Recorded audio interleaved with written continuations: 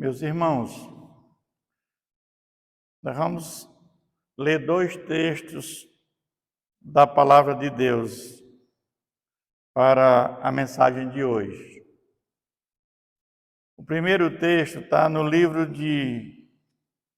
Evangelho de João, capítulo 3, versículo 14 e 15.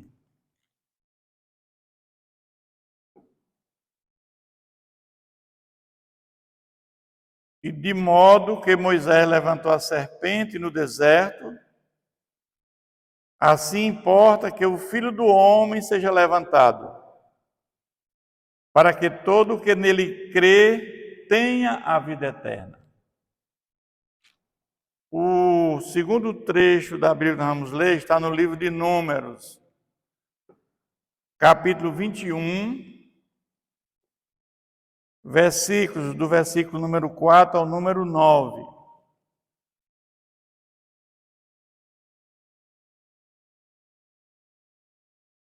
Então, partiram do Monte Or, pelo caminho do Mar Vermelho, a rodear a terra de Edom, porém o povo se tornou impaciente no caminho.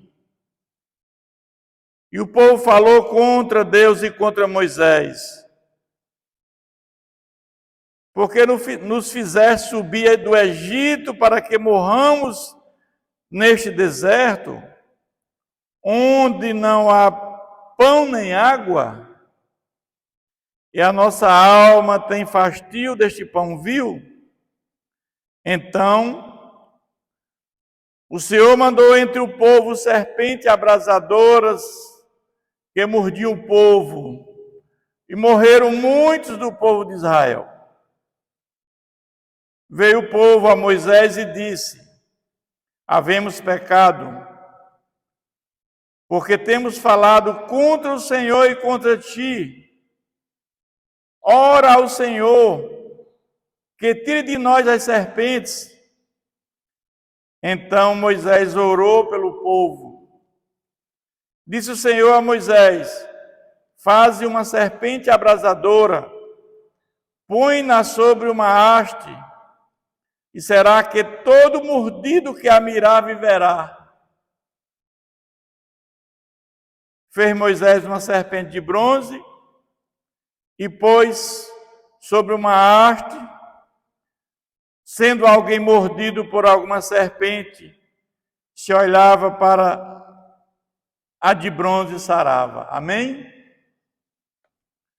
Senhor, nosso Deus e Pai, a nossa gratidão a Ti, Senhor, por mais esse momento que estamos aqui podendo te cultuar, te louvar e te adorar, e ouvir a Tua palavra, Senhor.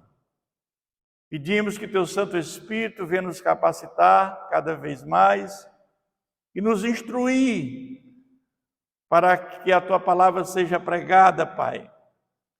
E aqueles ainda que não conhecem não conhecem Jesus Cristo, Senhor, que venham a conhecer através da mensagem pela internet, pelos canais, pelas mídias sociais, aqui na casa de oração. Que todos, Senhor, venham ter um pleno conhecimento da verdade, para que haja salvação e vida eterna. Oramos em nome de Jesus. Amém. Meus irmãos, os israelitas, que era Jacó e sua família, Jacó e seus filhos, noras e netos, estavam passando por um momento difícil.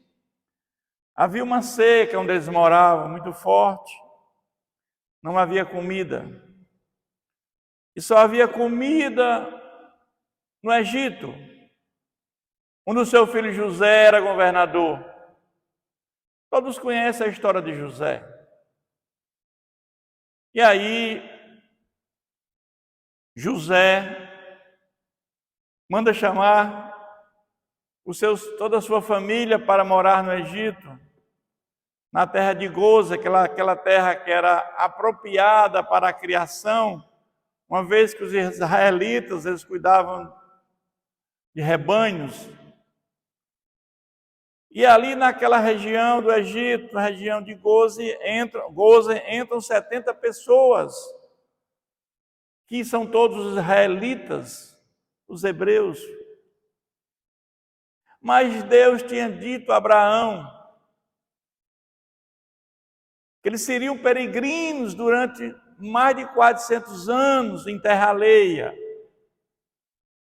que a sua descendência seria numerosa, como as estrelas do céu, se é que tu podes contar. E isso se concretizou, porque essa geração ela ficou muito grande, conforme Deus tinha prometido a Abraão. Com o passar do tempo, José morre, o faraó morre, as coisas mudaram, e aquele povo que tinha entrado lá no Egito, 70 pessoas, agora já eram milhões de pessoas. E eles foram escravizados. E aí eles começam a clamar por aquele sofrimento muito grande que eles estavam passando. E Deus ouviu o clamor dos israelitas. E Deus manda um libertador para tirar aquele povo ali do Egito e levar para Canaã, aquela terra que emana leite e mel. Só que quando Moisés vai libertar aquele povo, ele encontra dificuldades. Por quê? Porque aquele povo ele era útil para aquele faraó. E ele não abriu mão daquele povo sair do Egito. E aí Deus mostra a Moisés como ele deveria agir para que aquele povo saísse do Egito. E Deus começa a mandar pragas, onde a última praga seria a morte dos primogênitos. Ele pede que os israelitas coloquem nos umbrais, nas vergas das portas, o sangue de um cordeiro, que o anjo da morte, a passagem, e ele ia passar, que era a Páscoa, e aqueles que tivessem com sangue nos umbrais não morreriam, e assim aconteceu.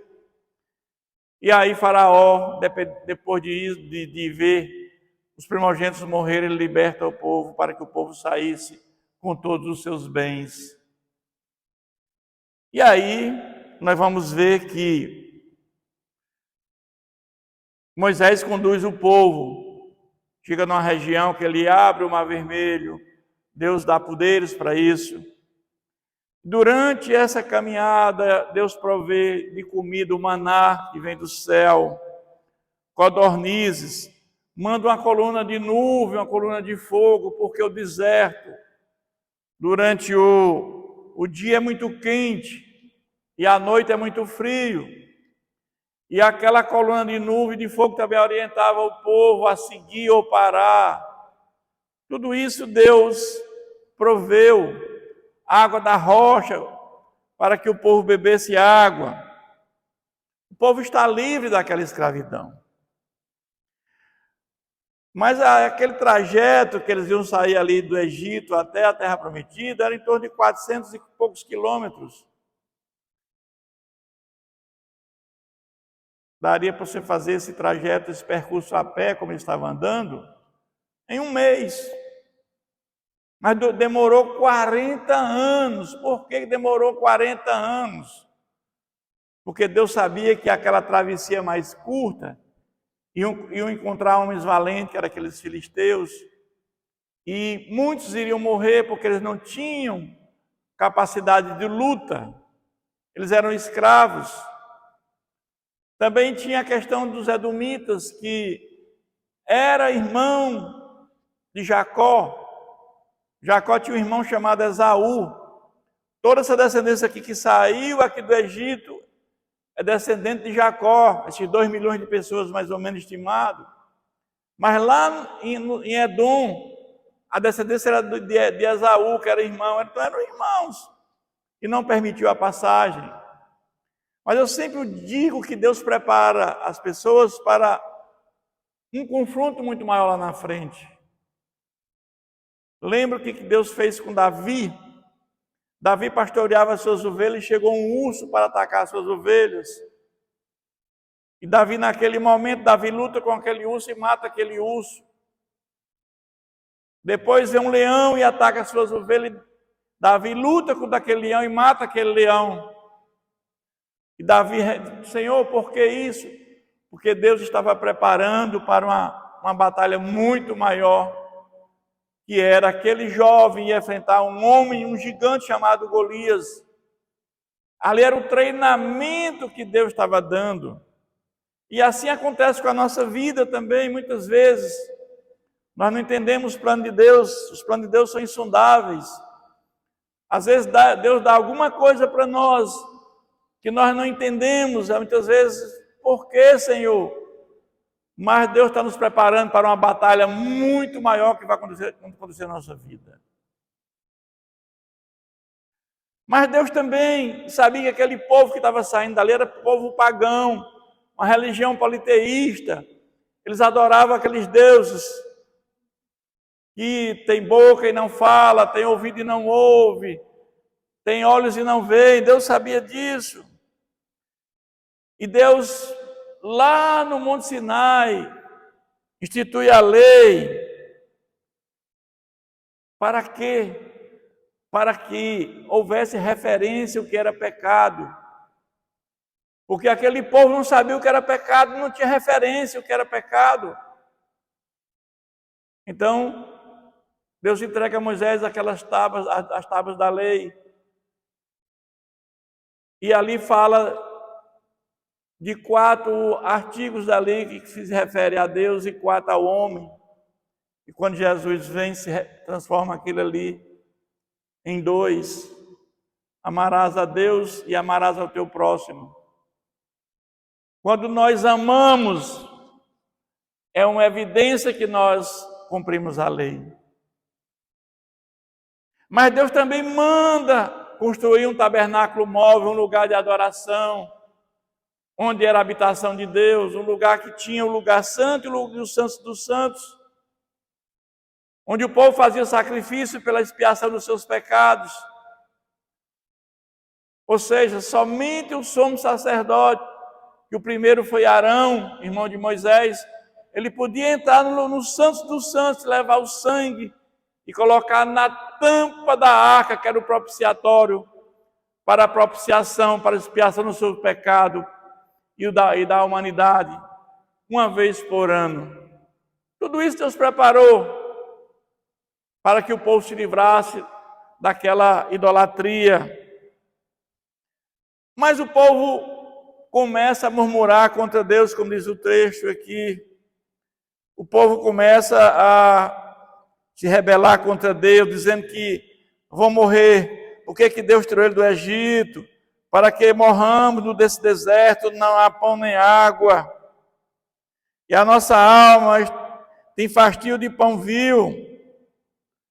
Deus está mandando maná todos os dias. E nós entendemos que Deus disse que, olha, peguem só o que vocês podem comer. Somente porção dobrada na sexta-feira, porque no sábado não podia pegar. E aqueles que pegavam uma porção maior do que o que comia, apodrecia. Eu sempre digo que o poder de Deus, o maior poder de Deus foi manifestado no deserto, é a teofania. Esse tema do nosso texto, que é a serpente de bronze, nós vamos ver o quanto Deus atuou naquele momento. Eu sempre digo que foi a maior manifestação do poder de Deus na história. E o povo começa a reclamar de tudo. E Deus manda serpentes abrasadoras para picar o povo. E muitos morreram. Mas nós perguntamos se Deus é onisciente, onipresente, Deus é amoroso, Deus é amor, Deus é É tudo nas nossas vidas. Por que que Deus fez aquilo? Nós sabemos que esse povo sempre foi desobediente a Deus, mesmo ao longo do deserto. Depois do que eles viram Deus fazendo ao longo da travessia do deserto por 40 anos, Deus preparou aquele povo para o que ele ia enfrentar lá na frente. Quando eles entrassem em Canaã, iam encontrar filisteus, moabitas, cananeus, gente valente. Eles tinham que estar treinados para isso. Deus passa 40 anos treinando esse povo para que eles pudessem enfrentar lá na frente. Deus prepara. Mas durante esses 40 anos, muitos obedeceram a Deus. Na chegada, já entrando em Canaã, já em Moabe, Balaque, ele com medo, ele pede para Balaão amaldiçoar o povo. Balaão não faz isso, mas eles fazem uma maneira com que os israelitas se prostituam com as moabitas. E vem uma maldição e morre 24 mil pessoas. E Finéias, que era neto de Arão, ele, com a lança, ele mata aquele homem e aquela moabita que estava lá profanando aquela tenda. Então você vê que eles desobedeceram em todos os momentos a Deus. E daqueles homens que tinham mais de 20 anos, que eram para a guerra, morreram 600 mil pessoas dos 2 milhões. E quem entra na terra prometida? Os filhos que nasceram e aquelas crianças e as mulheres. Então você vê que o povo continuava murmurando contra Deus, contra Moisés. E aí Deus manda aquela serpente de bronze para picar o povo e muitos morreram. E eles correm a Moisés e dizem: faz alguma coisa por nós estamos morrendo. E aí Moisés ora ao Senhor, o Senhor diz: faz uma serpente de bronze, e aquele que olhar para a serpente será curado. Mas aí, por que Deus mandou fazer aquela imagem daquela serpente de bronze? Qual era o objetivo da construção daquela imagem? Como diz o texto aqui: faz uma serpente abrasadora, põe sobre uma haste, e será todo mordido que a mirar viverá. Fez Moisés a serpente de bronze e pôs sobre uma haste. Sendo alguém mordido por aquela serpente, se olhava para ela e sarava. Mas nós sabemos que Deus, no próprio livro de Êxodo, ele condena imagens. Vamos ver Êxodo 24, 5. Não farás para ti imagem de escultura, nem semelhança alguma do que há em cima nos céus, nem embaixo da terra, nem nas águas debaixo da terra. Não as adorarás, nem lhes dará culto. Só que a serpente de bronze não era para adoração, não, meus irmãos. A serpente de bronze Deus fez para que o povo começasse a ter fé, aquela mudança de postura, que eles eram idólatras. Então Deus queria o quê? Que eles começassem a dizer que, ao olhar para aquela serpente de bronze, eles seriam curados. E ali seriam curados pela fé em Deus. Era Deus que estava ali curando aquele povo, não era aquela serpente que tinha poder de cura. Era o povo entendendo que era Deus que estava curando aquele povo. Essa era a ideia de Deus. Todos que olhassem para aquela serpente, aquela que estava erguida, seriam curados. Porque Deus proíbe fazer imagens como objeto de veneração, como ídolo para ser adorado. Mas Deus sabia que aquele povo tinha passado 400 anos numa região politeísta, uma religião que adorava vários deuses. Então aquele assunto tinha que ser trabalhado, como Deus mandou fazer tabernáculo, instituiu a lei para que eles não mais adorassem ídolos. Essa serpente de bronze não devia ser adorada, nem fazer qualquer ritual para ela. Unicamente a olhar para ela com fé para que fosse curado. Era esse o objetivo de Deus. Mas o fato é que, decorrido muitos anos, quando o povo entra na Terra Prometida, nós sabemos que durante muitos anos nós tivemos o governo dos juízes. Por 350 anos tivemos 17 juízes. E depois do governo dos juízes tivemos o governo dos reis, com Saul, Davi e Salomão. Cada um governou 40 anos. E quando Salomão morreu, o reino foi dividido, rei de Israel e rei de Judá. O reino de Israel, tivemos 20 reis. No reino de Judá, 20 reis também, com 2 tribos. A tribo de Benjamim e a tribo de Judá, que o primeiro rei foi o filho foi Roboão, que era o filho de Salomão. Mas no rei de Judá, teve um rei que ele foi agradável aos olhos do Senhor, que foi Ezequias. Ezequias e Josias foram 2 reis que eles foram obedientes a Deus. E na época do rei Ezequias, essa serpente, ela volta à tona. E começa a adorar essa serpente de bronze depois de muitos anos. E aí o rei Ezequias, ele manda quebrar essa serpente de bronze, porque ela já estava servindo de adoração, ao ponto de dar o nome a ela de um nome de uma deusa. Vamos ler 2 Reis 18:4, que diz: removeu os altos, quebrou as colunas e deitou abaixo o poste ídolo e fez em pedaços a serpente de bronze que Moisés fizera, porque até aquele dia os filhos de Israel lhe queimavam incenso e lhe chamava Neustã. Essa serpente de bronze, depois de mais de 1000 anos, ela agora era uma deusa. Ela tinha poderes.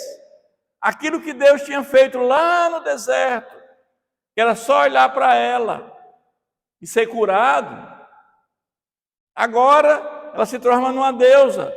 Estava agora queimando incenso para aquela serpente de bronze, como ela tivesse poderes. Isso demonstra que usar a imagem como objeto de culto, fazer qualquer ritual diante delas, para agradecer graças alcançadas, isso é contrário e quebra os mandamentos de Deus. Deus, em lugar nenhum das Escrituras, mandou fazer imagem ou objetos de culto, pelo contrário, condenou isso. Quando Deus lá na arca manda fazer 2 querubins para colocar em cima da tampa do propiciatório ali para guardião, porque aquele lugar ali, o Santo dos Santos, só entrava um homem, que era o sumo sacerdote, uma vez por ano. Ali era o santuário de Deus, era para proteger, não era para adoração. Então nós vimos que Deus trabalhou nessa questão. Mas aí o texto que nós lemos lá em João,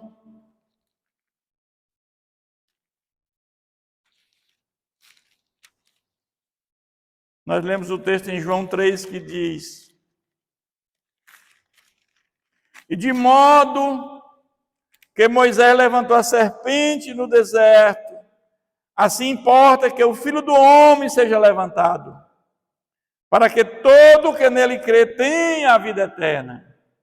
Então nós agora entendemos que aquela serpente que foi levantada lá no deserto apontava para quem? Para Cristo. Para Cristo.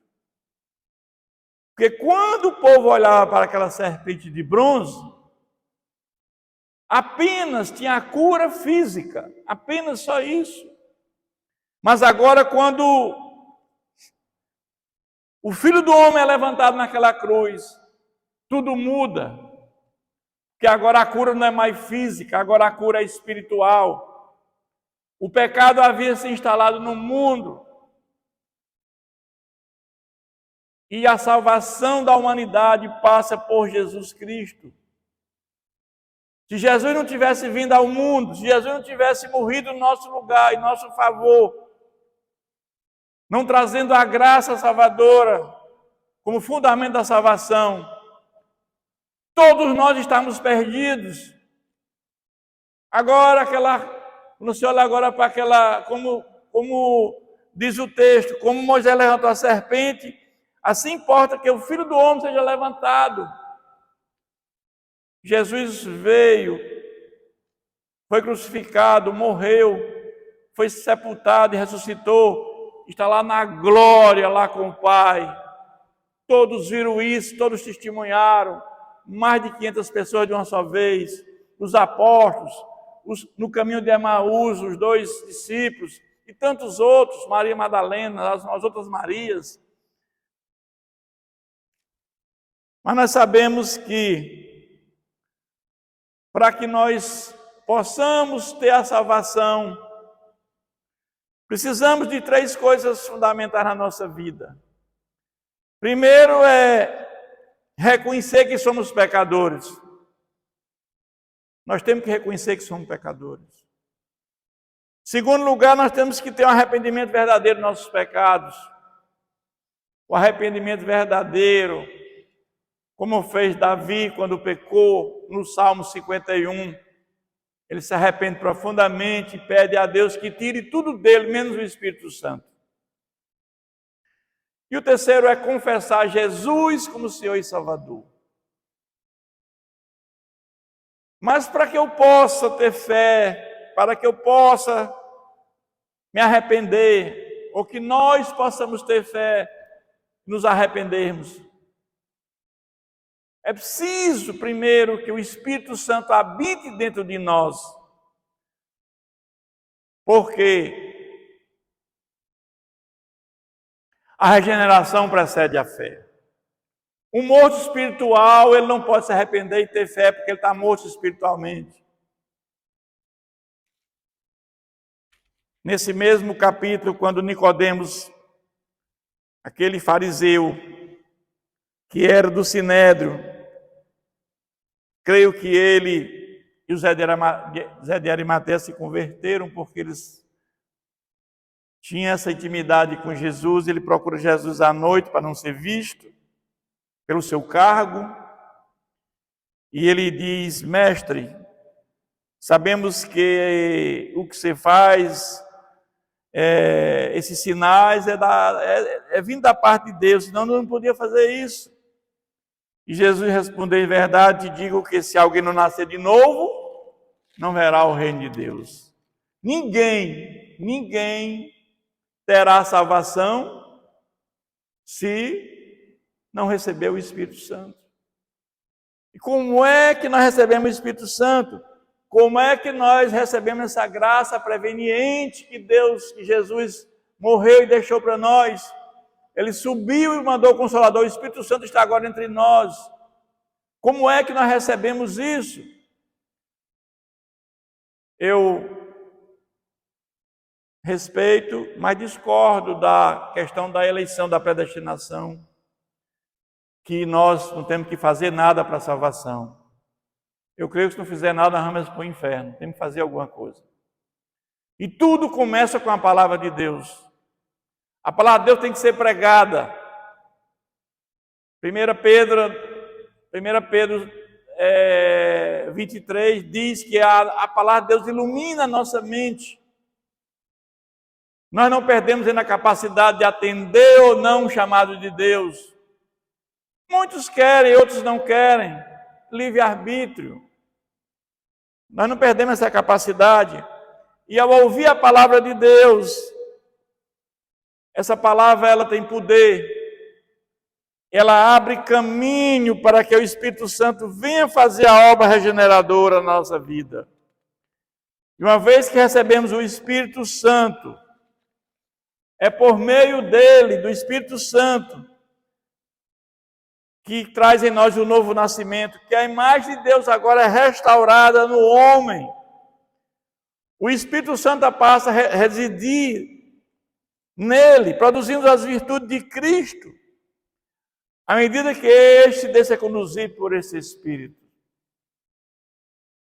O pecador só pode ser vivificado quando exposto à pregação da palavra, que ilumina o seu entendimento até então obscurecido pelo pecado. É por isso que Jesus disse: ide pregar o Evangelho. O Evangelho tem que ser pregado, a palavra de Deus tem que ser pregada, para que abra caminho para que o Espírito Santo venha fazer a obra regeneradora. E uma vez que você é regenerado, você agora tem a capacidade de ter fé e se arrepender. E agora você é justificado por Deus Pai pela fé em Jesus Cristo. Você se torna justo diante de Deus. Nós nos tornamos justos diante de nosso Deus Pai. E somos adotados agora como filhos de Deus, como co-irmão de Cristo. E aí nós estamos num processo chamado santificação. Que o Espírito Santo vai nos guiando a nosso caminhado, os nossos passos, a nossa vida. Nós vamos nos reforçando, nós vamos nos enchendo do Espírito Santo. Nós vamos nos capacitando, nos revestindo com a armadura de Deus para enfrentar o dia mau, porque sabemos que o inimigo está aqui na terra, o dragão, o Satanás está na terra, definitivamente, querendo nos devorar. E nós temos que estar preparados, cheios do Espírito Santo, revestidos com a armadura de Deus para enfrentar as obras do mal. Mas o principal depois é a glorificação, quando Jesus voltar. Na sua segunda vinda, nós estamos preparados para subir com Ele para toda a eternidade. A fé em Jesus é através dela que há salvação. É através da fé no nosso Messias que veio. Aqueles lá do Antigo Testamento se salvaram de que maneira? Com a fé no Messias que viria. E nós no Messias que veio. Jesus ressuscitou. Se Jesus não tivesse ressuscitado, a nossa fé era inútil. Estaríamos todos perdidos nos nossos pecados. Os homens seriam as pessoas mais infelizes da terra. E todos os homens de todas as épocas teriam a morte eterna. Mas Jesus está reinando lá no céu, lá na glória, aguardando a sua segunda vinda, meus irmãos. Eu quero concluir dizendo que Deus providenciou de uma forma única de tornar o homem justo aos seus olhos mediante o sacrifício de Cristo.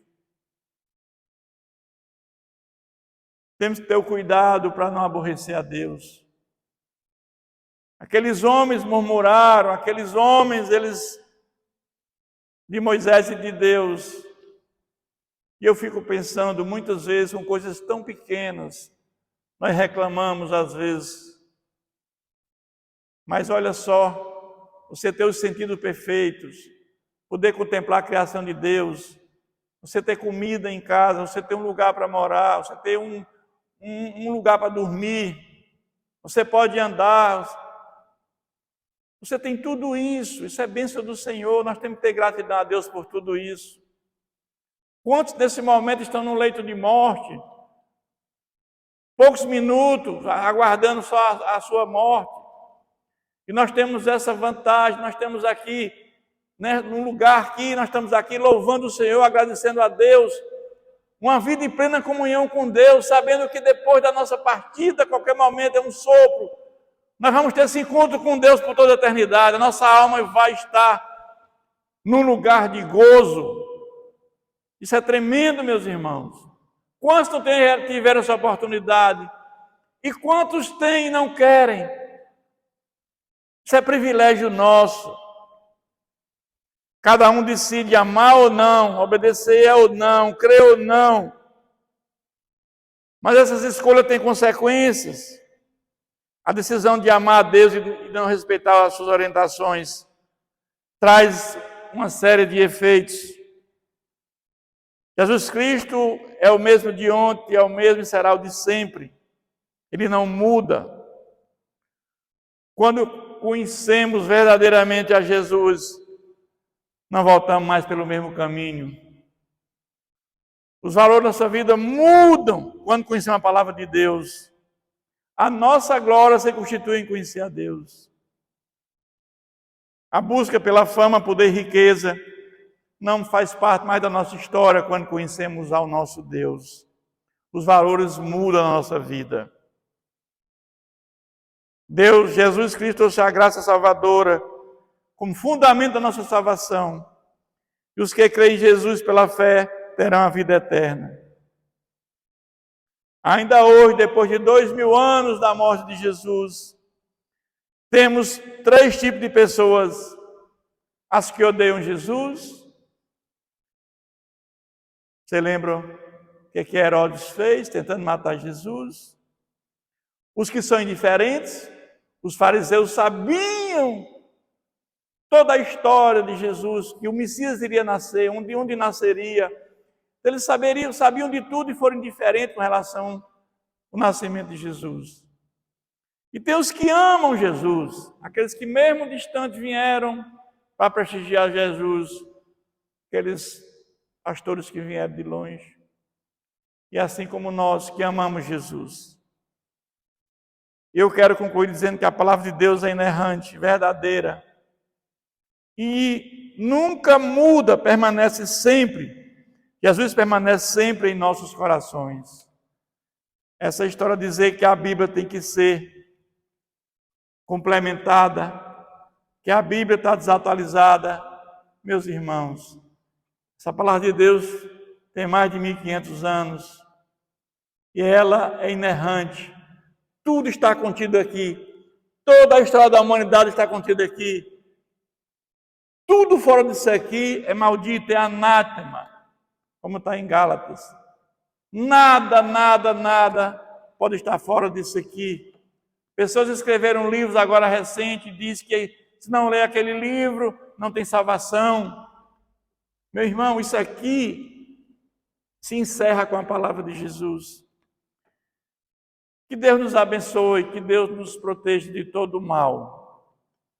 Senhor, obrigado por esta palavra, por entender o caminho da salvação, por entender que sem Deus nada podemos fazer, que a nossa salvação, Senhor, está olhando para aquela cruz, Senhor, onde Jesus morreu, derramou seu sangue em nosso favor. E quando nós apropriamos desse sangue, quando nós reconhecemos Jesus como Senhor e Salvador, e quando escutamos a sua palavra e recebemos o Espírito de Deus dentro de nós, quando somos regenerados, Senhor, nós temos a certeza, Senhor, da nossa salvação e da nossa vida eterna.